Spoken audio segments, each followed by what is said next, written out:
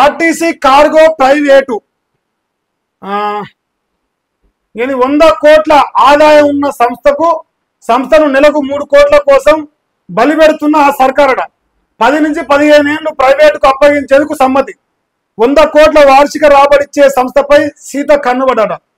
ప్రతి నెల వచ్చే 3 కోట్ల ఆదాయంపై ఆర్టీసీ ఆసక్తిగా ఉన్నట.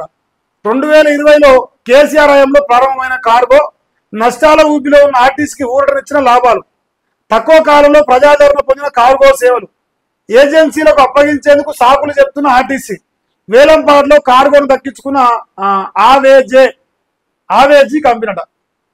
ఆవేజీ ఏంద్ర అదేం పేరు నాయన. రేవంత్ అన్న కేసీఆర్ నచ్చడు. కేసీఆర్ కార్గో అనే సంస్థను తీసుకొని దాన్ని అమ్ముకుంటావు. అయ్యో నెలకు 3 కోట్లు మరి సరిపోతుందా? 100 కోట్లకు ఏలం పెట్టినట. అంటే ఇప్పుడు ఈ 3 ఏళ్ళలో దాని పని అయిపోయినట్టే. ఇంకా రాబోయే 3 ఏళ్ళు ఉందిగా, 100 కొంత సంపాదిస్తాడు. మరి డైరెక్ట్ దాన్ని అమ్ముకుని అయిపోగా ఇంకా వేలం వేసిన దానికంటే అమ్ముకుంటే అయిపోతుండే. బుద్ధి లేకపోయినానే. అరే ఇగో బస్సులలో మొత్తం సమానం అమ్ముతాడు కదా కేసీఆర్ పుణ్యమట. మరి కేసీఆర్ ఎప్పుడు నేను మంచి పని చేస్తే రేవంత్ రెడ్డి లంగ పని చేస్తాడు, నేను మంచి పని చేద్దామని చూసినా కేసీఆర్ లంగలత్తుకోరు పనులు చేయలేదు అని చెప్పేసి వాళ్ళు రాసుకురు వాళ్ళ పేపర్ల వాళ్ళు. మరి రేవంత్ అన్న మరి అది దాన్ని వదిలేరాదు, కేసీఆర్ పేరు మళ్ళీ బయటపడుతుంది. ఆ కేసీఆర్ మనకు నచ్చరు కదా, కేసీఆర్ తెచ్చింది మాత్రం కావాలి మనకు. కార్గో సేవలు బంద్ చేద్దామని చూస్తున్నాడట. ప్రభుత్వం పైసలు ఇస్తేనే పాఠాలు చెప్తాం, 2 ఏళ్ళుగా సర్కారు నిధులు ఇవ్వడం లేదు, అప్పులు చేసి నడుపుతున్నాం, మా వల్ల కాదు, పెండింగ్ బిల్లు చెల్లించేదాకా తరగతులు లేవు, బెల్టు అవైలబుల్ స్కూల్స్ సంఘం వెళ్ళడట. Best available. నెక్స్ట్ అప్పటి వరకు పిల్లలను బడికి పంపొద్దంటూ తల్లిదండ్రులకు యాజమాన్యాలు వినతి పత్రాలు ఇస్తున్నారట. వేల మంది విద్యార్థుల భవిష్యత్తు ప్రశ్నార్థకం, బకాయిలు ఇవ్వకుండా సర్కారు నిర్లక్ష్యం. అబ్బా అబ్బా అబ్బా. రేవంత్ అన్న ఇంకో పని చేయి, డైరెక్ట్ వాళ్ళని తీసుకపోయి పొందలే. చదివేందుకు వాళ్ళు సంకరాగిపోవాలి. మీ నాయకులు వెనకంగా జేజేలు ఒకటి తిరగాలి.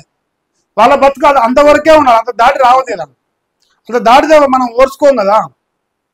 మరి దానికి కూడా ఏమైనా ప్రయత్నం చేస్తుంది.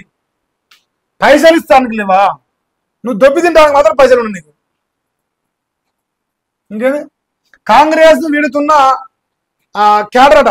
ఎన్నికల వేళ అధికార పార్టీలో వలసల కలవరం, బీఆర్ఎస్ లో కథనోత్సాహం కనిపిస్తానంట. రాష్ట్ర వ్యాప్తంగా చేయిస్తున్న కార్యకర్తలు కేటీఆర్ చేయిస్తున్నా. ఓకే, కేటీఆర్ హరీష్ రావు సమస్యలో బీఆర్ఎస్ లోకి సీఎం సొంత నేరం నుంచే నేతల క్యూ, మాజీ సర్పంచ్లకు కాంట్రాక్టు బిల్లుల గాలమట.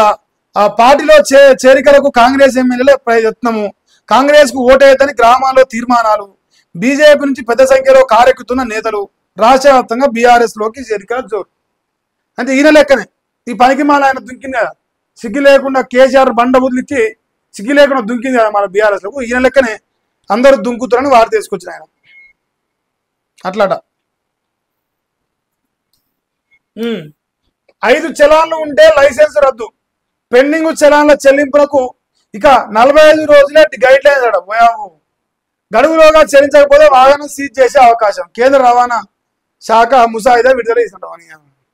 కట్టాల్సిందేనా? రేవంత్ రెడ్డి కట్టిండు కారు బిల్లు. రేవంత్ రెడ్డి 19,000 చలాన్ కట్టిండు. బక్కదర్శన మరి 5-6 నెలలు అవుతుంది అది కట్ చేసి కూడా. మరి ఇలా చూసినట్టుంది. ఇంకేంది, సర్పంచ్ అభ్యర్థులకు పరిమితి 2.5 లక్షలే, ప్రచార ఖర్చులపై మార్గదర్శకాలు విడుదల, జడ్పీటీసీ అభ్యర్థుల ప్రచార ఖర్చు 4 లక్షలు, ఎంపీటీసీ అభ్యర్థుల ఖర్చు 1.5 లక్షలే, 45 రోజుల్లో ఖర్చు వివరాలు సమర్పించాలి, రూల్స్ అధిగమిస్తే పదవి పోయే ప్రమాణం. ఏం లేదు, మన కూడా పోదు. ఒరే నాయనకి పైసలు పెట్టుబడి పెడితే వానికి ముట్టిగా కూడా సరిపోవు పైసలు. ఇంతకు 100 రెట్లు ఎక్కువ పెడతాడు. 1 కోటి రూపాయలు, 2 కోట్లు, 3 కోట్లు, 1,50,000 లక్షలు, 60 లక్షలు అట్లా నడుస్తుంది పెట్టుబడి. 1,00,000-2 లక్షల కాడుంటే ఈ పాడికి ఎప్పుడో బాగుపడదు. అంతే, అంతవరకు ఉన్నది అలా. ఓ ఇదేందయో